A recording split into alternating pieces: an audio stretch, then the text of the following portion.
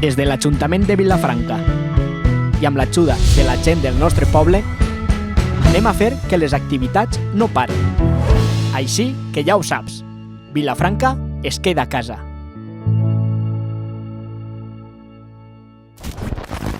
Buenas a tots i a totes. Mira, des del Club Ciclista Picayo ens havia proposat l'Ajuntament en el tema del Covid-19 si podíem col·laborar en Vilafranca es queda a casa i havíem pensat preparar un vídeo sobre el manteniment de la bicicleta després de tants dies estant parat a casa o solo fent rodillo, com tornar a la vida rutinària dels entrenaments i l'eixida en bici.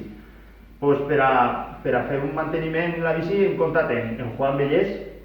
Juan Bellés és ara mecànic de l'Israeli Cycling Academy, és un equipo de World Tour, la millor categoria mundial. La categoria a nivell mundial.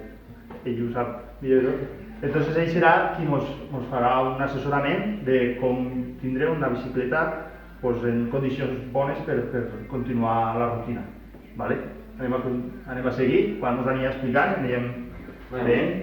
Ara anirem a llevar-la, el primer de tot per fer un bon manteniment, que estigui la bici límpia i sempre que no ens embrutem les mans. Bueno, per limpiar la bicicleta el meu mètode és el següent. Li tirarem desengrasant, deixarem actuar uns minuts i després passarem a utilitzar un cepillo per limpiar bé la cadena, un cepillo per limpiar bé les roldanes i pujes i puestos on no arribem nosaltres en la mà, i després aigua i sabó. Hi ha sabons especials, però bueno, jo en aquest cas gasto uno normal. Vale?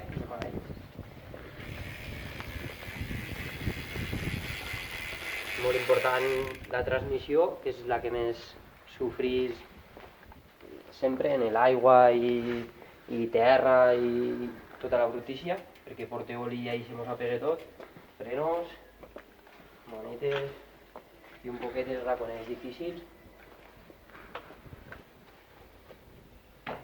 Deixarem actuar uns minuts. Vale, Juan, què? Havíem dit que tenia que estar uns minuts actuant el sabó. Porta ja uns minuts, ara? Sí, mira, ja ha fet efecte, ja s'està quedant la cadena més desengrasada i ara jo el que utilitzo és un cepillo on intento frotar bé i que totes les partícules de terra i de brutícia que hi ha a la cadena, que al final és la que mos desgasta la cadena i la transmissió, intentar limpiar-lo el màxim possible. Igual al plat, que és pinyos. Molt bé, molt bé.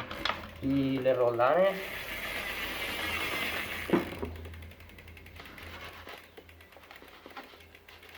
Així se pot utilitzar sabó tal qual, tirar-li en quantitat, no n'hi ha problema per a res.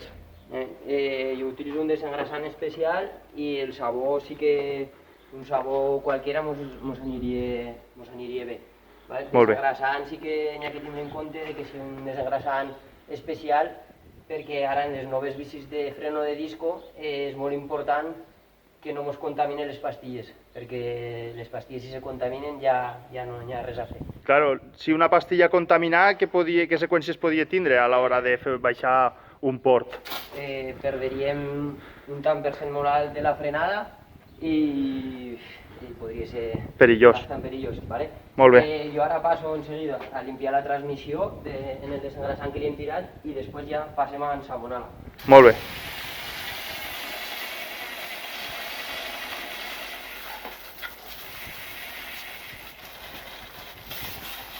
No hi ha problema en tirar aigua a pressió? Com soleu treballar en l'equip? En l'equip sempre se treballa en aigua a pressió. Hi ha molta gent que és reàcia a l'aigua a pressió i que té temor de castigar rodaments, castigar retens i coses així, però castiga més no limpiar-la que limpiar en aigua a pressió. Lo important és bici límpia, engrasada i això ja t'evites molts problemes. Molt bé, molt bé.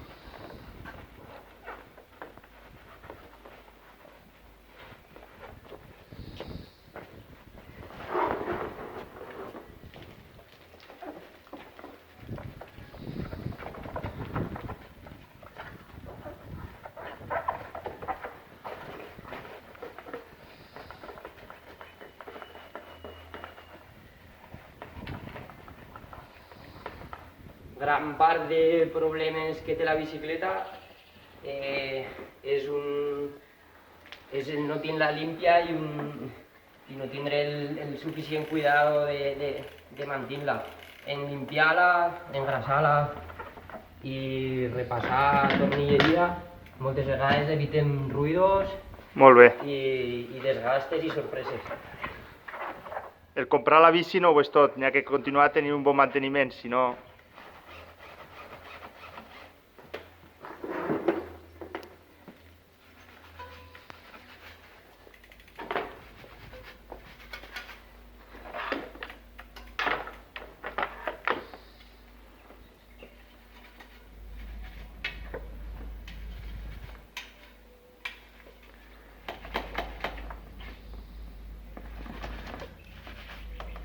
I sempre hi ha alguna zona en especial on s'acumula més la brutícia i la gent no es dona compte també.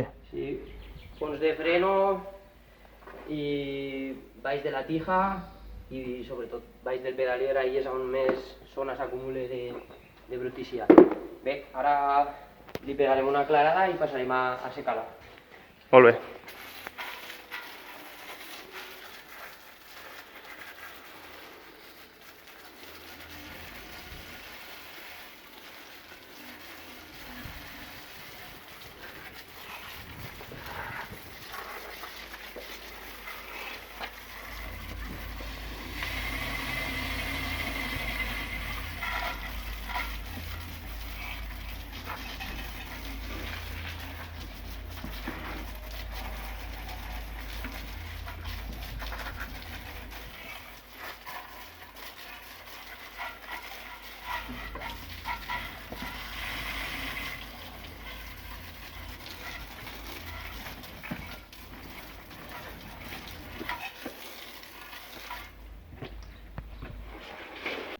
Bueno, Juan, ja hem vist que has rentat la bicicleta i ara... Sí, ara ja la tenim límpia, anem a secar-la i a passar a l'engrase i revisió de tot. Molt bé. Què tipus de... Com la seques, la bicicleta? Jo estic acostumbrat a secar-la primer en l'equip, gastem aire comprimit, li sequem bé la cadena i tots els raconers difícils d'arribar en el drap i després lo altre en un drapet. Molt bé. Alguna part en especial que tingues que tindre cuidado de que estigui ben seca o...? Bueno, no hi ha res especial, sí que m'agrada que la cadena estigui ben seca antes d'engrasar-la perquè si no a vegades no absorbís bé l'oli quan el tirem. Molt bé.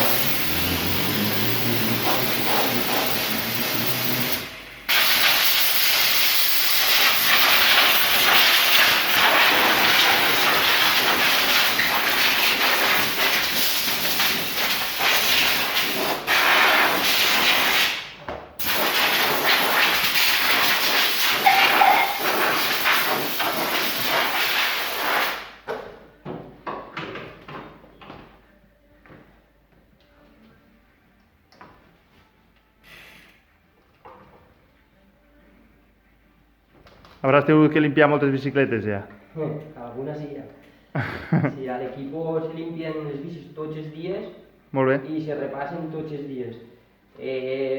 Normalment és de 6 a 8 corredors per carrera, més les bicis de recanvi, que el dia sí, dia no, les bicis també se limpien, les de recanvi. I sempre és el mateix, arribar a l'hotel, normalment se busca, se connecta l'aigua i ahir ja passem a treballar fins que s'acabi. No hi ha horari. Claro.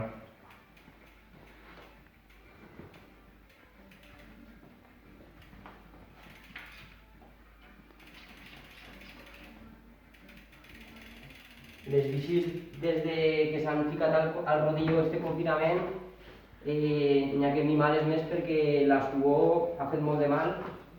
Que li hagi pegat molt al rodillo, que el fer 5 minuts, repasse potència, tornilleria del manillar, direccions, que la nostra suor caia així i no és el mateix suar pujant un port que la suor s'evapora i se'n va, que està 2 hores damunt del rodillo, pues, cae la sua ahí i que no s'evapore, i això és ruïníssim. Molt bé, un detall que a millor no se té en compte perquè estàs en casa i no se li fa el manteniment igual a la bici que quan estàs anant de ruta. Bueno, Juan, hem realitzat ja la limpiesa de la bici, també el secat, i ara a continuació, què és el que anem a fer? Bueno, pues el que anem a fer és revisar l'estat de les cobertes, que per cert és que heu ficat la bici al rodillo, sobretot als rodillos tradicionals, els que s'agarren a la roda trasera. Si heu ficat aquesta roda ahí, presteu-li atenció perquè normalment s'haurà fet quadrar i perdrà gran part d'agarre i seria millor que la substituïm. Hi ha rodes a costa pel rodillo que no valen per l'entrenament a l'aire lliure, que són més dures i no se desgasten tant el rodillo. Vale? Però en aquestes rodes no s'entrena, és molt perillós.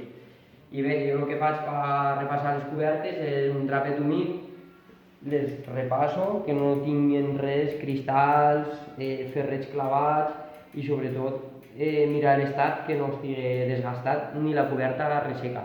Vale? Una coberta resseca perd molt d'agarre i també és perillós. Molt bé, has fet una bona explicació ahí del tema de les cobertes, que la veritat que és un tema important.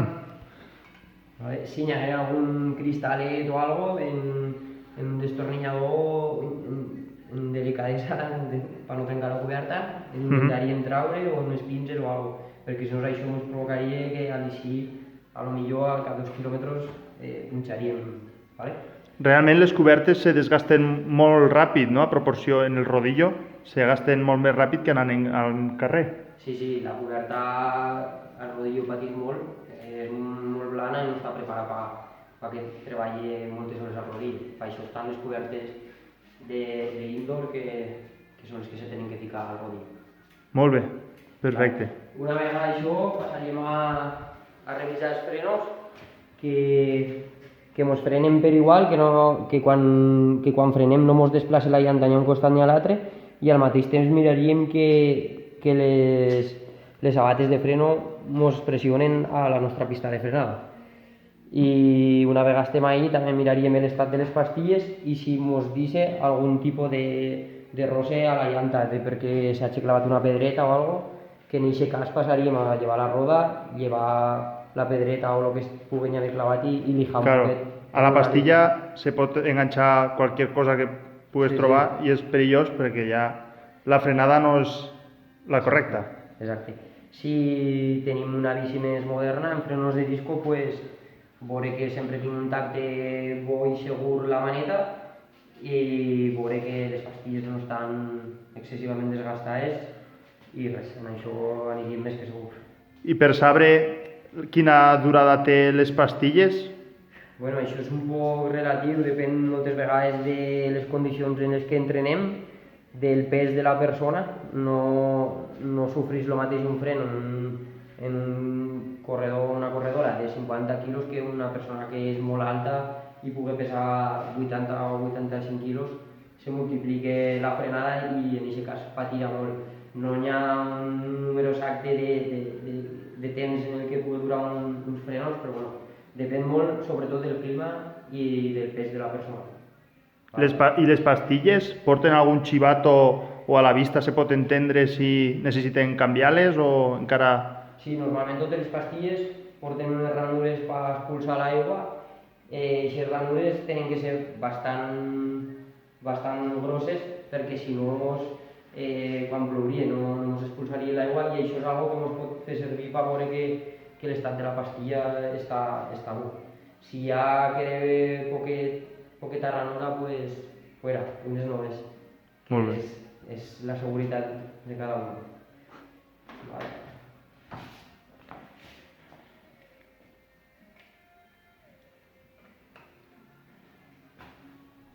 Ara què estem fent ara? Jo sempre que repasso els frenos, repasso els tornillets que mos soporten el pont de freno.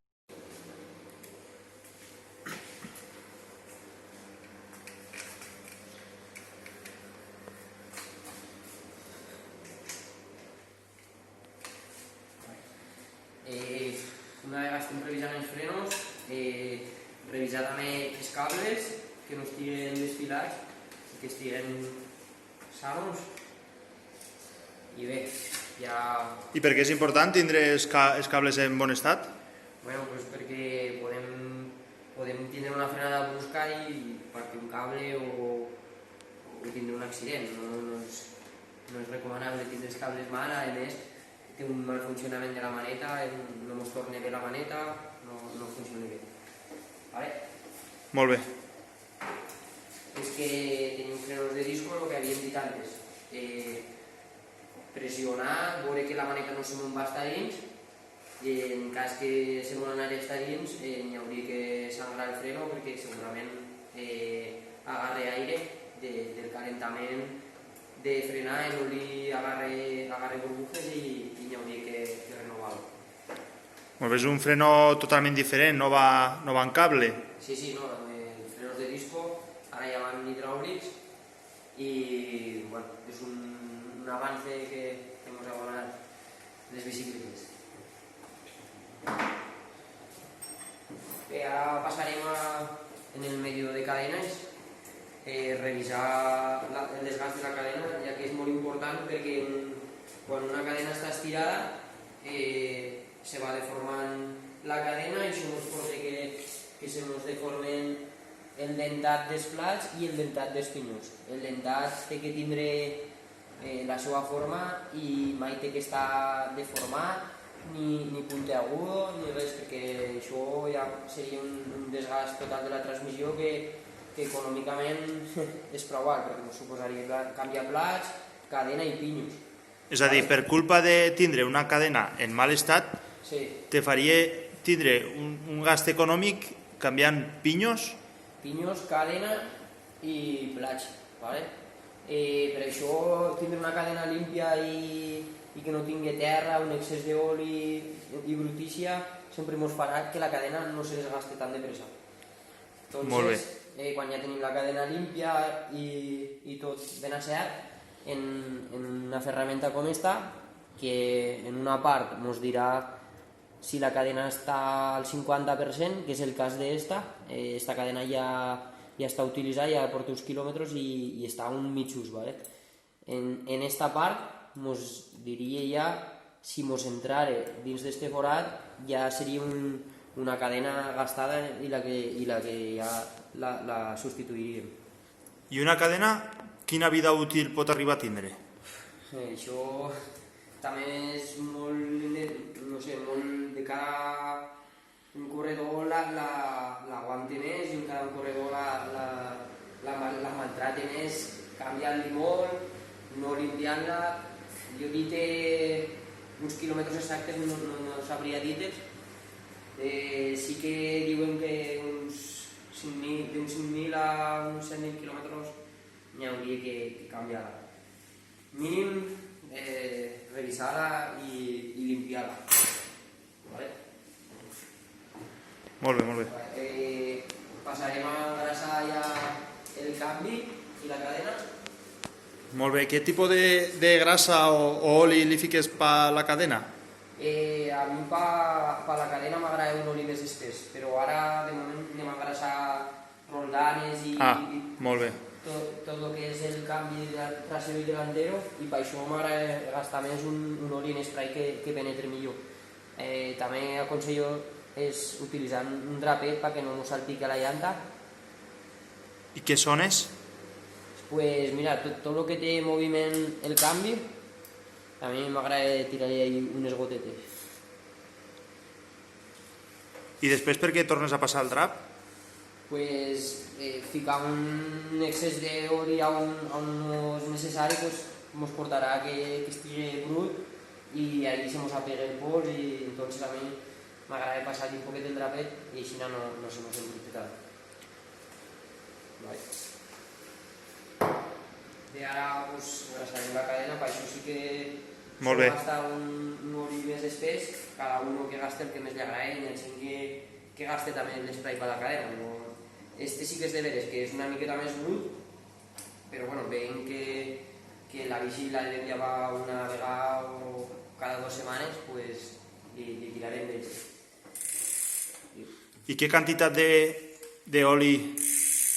Pues sense passar-se molt, que estiguem en papadeta, però un excés d'oli, pues el que ja hem dit antes, ens portarà més la brutícia i tampoc ens interessa. Tocant la cadena, que estigui un poquet lubricat suficient. Molt bé. Pues ara, una vegada ja tenim tot engrasat, anem a provar el que és el canvi de traç i el desviador de davant. Si això no funciona bé, ja pues, passaríem a fer un repàs de tornilleria. Sí.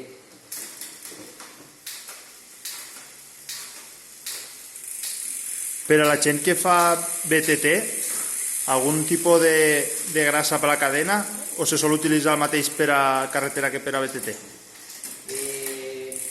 Mira, quasi totes les marques d'oli tenen el seu oli en seco, en húmedo i normalment mixto. Per la de carretera jo m'agrada gastar un mixto i per la de muntanya jo quasi aconsellaria uno que sigui húmedo perquè pues, sempre se xafa alguna bassa o se pose un rivet o bueno, al final és muntanya i no sabem el que ens trobarem. Entonces el màxim que puguem ficar és el que jo aconsellaria. Vale? Anem a revisar els topes, que no ens caigui, forçar una miqueta el canvi per dins, que no ens caigui a baix, ni tampoc se me'n vagi per dalt. Si passar això, el que se vulgui ajustar serien aquests dos topes, aquests dos tornillos d'ahir, que... No se pot apreciar molt bé perquè també són del mateix color que el canvi. Són dos tornillos de Allen que uno ens ajustarà el tope per dalt i el tope per baix. Si falle, pues, que vagi al mecànic de confiança o que intente averiguar ell. Bueno, molt bé. Lo aconsellable és que vagi al mecànic de confiança. Vale. Veiem que ja ens va haver el canvi de traç, mirarem el de davant. Sí. El mateix, si no se me'n vagi per dalt, no se me'n vagi per baix.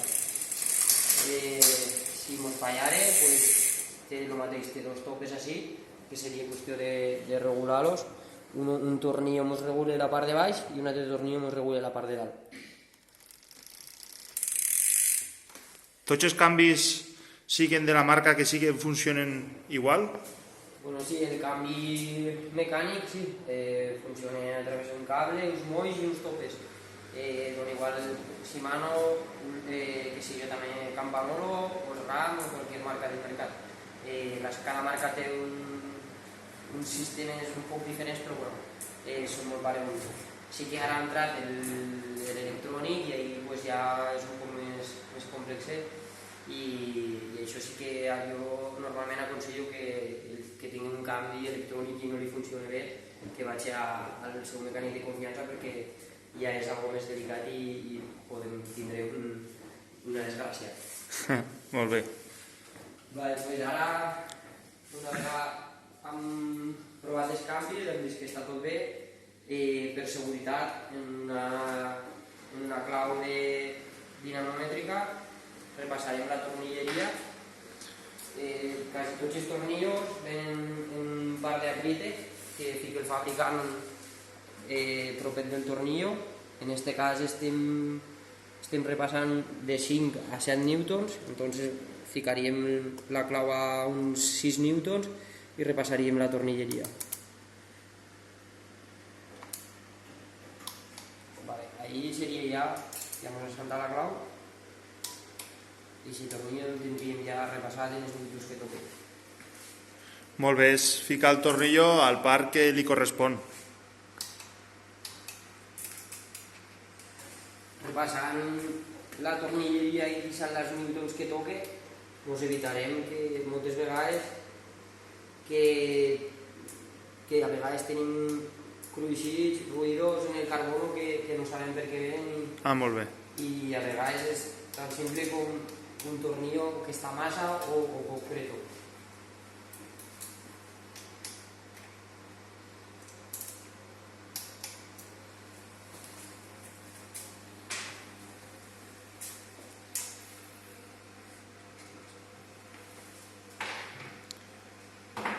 Molt bé, Juan, això en l'equip tens que fer-lo a diari? Sí. Repassar tots els tornillos de la bicicleta? Sí, això sempre i tots els dies. No, sobretot manilles i tiges, perquè és un punt que si ens partir un manillar o si ens movien el manillar és un punt molt perillós.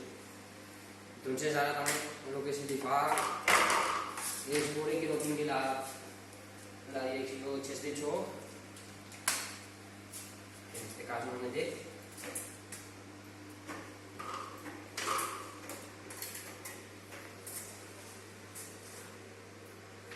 I res, després d'això, antes d'eixir al carrer, ja, la bici ja està repassada de tornilleria i antes d'eixir al carrer el que farem també serà repassar les pressions dels pneumàtics. Com se sap quina pressió té que portar el pneumàtic? Normalment cada coberta o cada tubular té una pressió recomanada pel fabricant que normalment si és coberta ronda sobre els 8 quilos i si és tubular, depèn de marques, pot arribar fins a 12 quilos. És molt, però hi ha gent que pesa prou i se fica els 12 quilos de pressió. Sobretot corredors que els agrada rodar molt ràpid al pla sempre tendeixen a demanar moltes pressions molt altes.